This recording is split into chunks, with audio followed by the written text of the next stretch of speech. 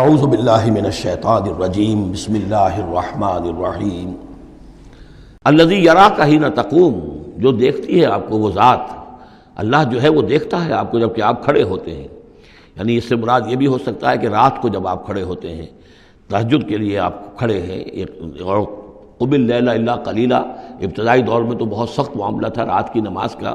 والذی یراک حین تقوم، تو جب آپ کھڑے ہوتے ہیں ہماری جناب میں تو ہم آپ کو دیکھتے ہیں، آپ ہمیں نہیں دیکھتے لیکن ہم آپ کو دیکھتے ہیں۔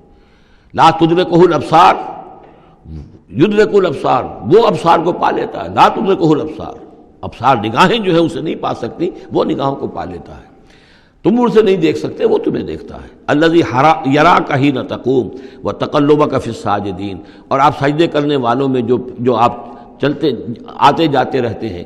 رات کے وقت حضور کا یہ معاملہ بھی ہوتا تھا کہ آپ خود جاتے بھی تھے، مسلمانوں کے گھروں کے پاس سے گزرتے تھے، جو بھی کہیں تھے اہل ایمان، اور آپ وہاں دیکھتے تھے کہ کون کون جو ہے وہ رات کی نماز پڑھ رہا ہے۔ وَتَقَلُّبَكَ فِي السَّاجِدِينَ إِنَّهُ هُوَ السَّمِيعُ الْعَلِيمُ، یقیناً وہ سب کچھ سننے والا اور جاننے والا ہے۔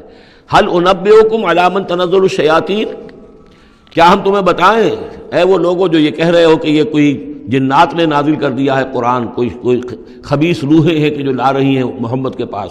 هَلْ أُنَبِّئُكُمْ عَلَىٰ مَنْ تَنَزَّلُ الشَّيَاطِينُ، کیا ہم تمہیں بتائیں کہ یہ شیطان جو ہیں یہ کن پر اترتے ہیں؟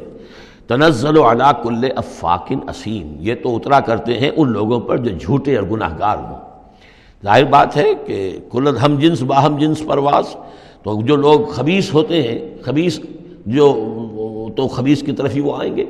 اگر یہ لوگ جو ہیں شیاطین جن ہیں تو انسانوں میں سے بھی انہی کے ساتھ ان کا رابطہ اور تعلق ہوگا جو خود بھی اپنے کردار کے اعتبار سے بہت پستی کے حامل ہیں۔ تنزل علی کل افاک اسیم یلقون السمع واکثرهم کاذبون، وہ کچھ سنی سنائی باتیں لا کر القاء کرتے ہیں اپنے عاملوں کے کانوں میں، لیکن اکثر وہ جھوٹی ہوتی ہیں۔ والشعراء یتبعهم الغاوون، ایک اور خیال یہ تھا کہ شاید محمد نے شعر کہنے شروع کر دیے ہیں، یہ شاعری ہے جو قرآن کی شکل میں وہ پیش کر رہے ہیں۔ دیکھو شاعروں کا کردار کچھ اور ہوتا ہے، محمد کا کردار کچھ اور ہے۔ والشعراء یتبعهم الغاوون، شاعروں کی پیروی کرنے والے تو اکثر و بیشتر وہ لوگ ہوتے ہیں کہ جو بے راہ ہوتے ہیں۔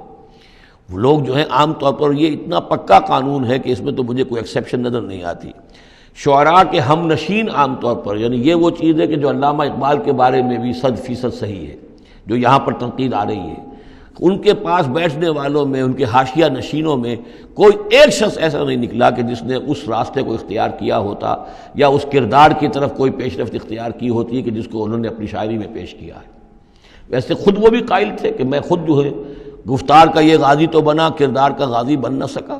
اقبال بڑا اپدیشک ہے، من باتوں میں موہ لیتا ہے، تو یہ بات تو ہے اپنی جگہ پر، تو وہ لیکن اگرچہ اقبال کا معاملہ علیحدہ ہو جائے گا، بہت سے اعتبارات سے وہ بہت مختلف ہے، لیکن عام طور پر شاعروں کا جو معاملہ ہے، اسی لیے قرآن مجید میں سورہ یاسین میں آپ دیکھیں گے ما علمناہ الشعر وما ينبغی لہ، ہم نے اپنے اس بندے محمد کو صلی اللہ علیہ وسلم شعر کہنا سکھایا ہی نہیں، اور یہ ان کے شایان شان ہی نہیں ہے، یہ گھٹیا کام ہے، حضور کے مرتبے سے بہت فروغ ہے۔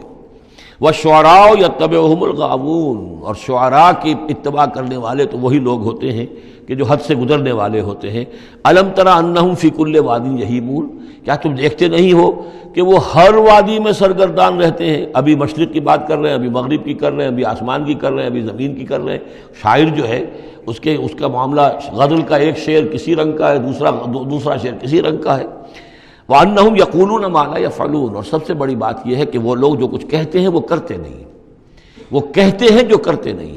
انسان کے قول اور عمل کا جو تضاد ہے، قول و فعل کے درمیان اگر کوئی خلیج ہے تو یہ ہے سب سے زیادہ گھٹیا چیز۔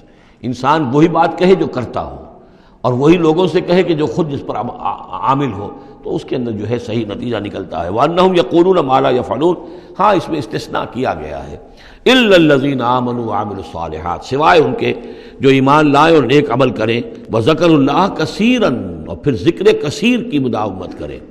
صرف یہ کہ ایمان لا کر اور وہ جو ہے صرف ایسے ہی نام کے مومن نہ ہو، بلکہ یہ کہ عمل صالح بھی ہو اور ذکر کثیر بھی ہو، تو پھر ایسا شاعر بھی یقیناً پھر بہت اچھا ہوگا، اور اس سے یہ ہے کہ بہت سا خیر وجود میں آئے گا۔ جیسے حضرت حسان ابن ثابت تھے، صحابی تھے حضور کے رضی اللہ تعالیٰ عنہ، اور وہاں چونکہ عرب میں اس وقت رواج تھا، یہ جو مشرک لوگ تھے ان کے شعراء حضور کی شان میں گستاخیاں کرتے تھے، حجب کہتے تھے، اور وہاں کے اس رواج کے مطابق پھر ضرورت پیش آئی کہ ان کے حج کا جواب دیا جائے، تو پھر حضرت حسان ابن ثابت نے یہ فریضہ انجام دیا۔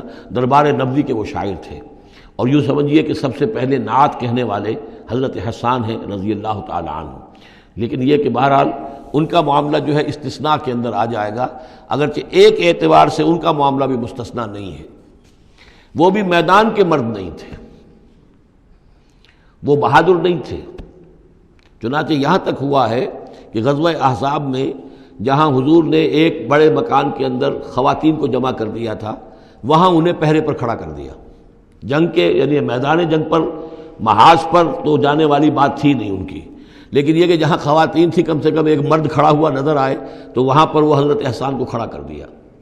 کوئی ایک یہودی نظر آیا، حضرت صفیہ جو حضور کی پھوپھی تھیں رضی اللہ تعالی عنہ، انہیں نظر آیا کوئی یہودی، اور وہ بڑے مشکوک انداز میں وہ چلا آ رہا ہے ادھر ادھر سے دیکھتا ہوا، تو اس کی کوئی نیت خراب ہے۔ تو انہوں نے کہا حضرت صفیہ نے، حسان جاؤ اس کو قتل کرو۔ ان کا یہ کام مجھ سے تو نہیں ہوتا۔ تو وہ خود اتری اس مکان سے، ایک لاٹھی کوئی ہاتھ میں لی لکڑی، اور اس باری اس شخص کے، اس کو قتل کیا۔ پھر اس سے کہا کہ حسان جا کر اس کے جو ہتھیار تھے وہ تو لے لو۔ تو کہا مجھے ان سے کوئی غرض ہی نہیں، مجھے ضرورت نہیں ان کی۔ تو یہ حضرت حسان مطلب کہ یہ چیزیں اپنی جگہ پر ہیں، ایک شخص ہے جس کے اندر مزاج کے اندر یہ بات نہیں ہے، تاہم وہ صحابی ہیں رضی اللہ تعالی عنہ، ان کا اپنا ایک مقام ہے۔ لیکن یہ کہ یہ جو شعراء والی بات جو یہاں پر ہو رہی ہے وہ کچھ اتنی پختہ ہے کہ اس میں استثناء جو ہوتا ہے اس کے اندر بھی کہیں نہ کہیں کوئی کسر رہ جاتی ہے۔ وَالشُّعَرَاءُ يَتَّبِعُهُمُ الْغَاوُونَ أَلَمْ تَرَ أَنَّهُمْ فِي كُلِّ وَادٍ يَهِيمُونَ وَأَنَّهُمْ يَقُولُونَ مَا لَا يَفْعَلُونَ إِلَّا الَّذِينَ آمَنُوا وَعَمِلُوا الصَّالِحَاتِ وَذَكَرُوا اللَّهَ كَثِيرًا وَانتَصَرُوا مِن بَعْدِ مَا ظُلِمُوا، اور وہ بدلہ لیں اس کے بعد کہ ان پر ظلم کیا گیا ہو، یعنی حجب کہی گئی ہے کفار کی طرف سے حضور کی، تو اب وہ بدلے میں حجب کہہ رہے ہیں اور حضور کی طرف سے مدافعت کر رہے ہیں۔ تو یہ بھی جیسے کہ حضور نے فرمایا کہ جیسے مسلمانوں کے تیر اور تلوار جو ہیں وہ یعنی کفار اور مشرکین کے لیے نقصان دہ ہیں، اس سے بھی زیادہ جو ہیں حسان کے جو اشعار ہیں وہ ان کے دلوں کو پست کرنے والے ہیں۔ تو اپنی اپنی جگہ پر ہر چیز کی اہمیت ہے۔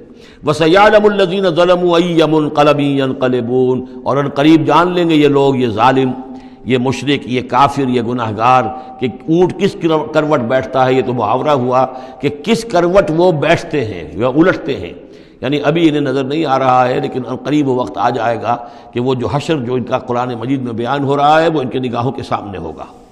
صدق اللہ العظیم۔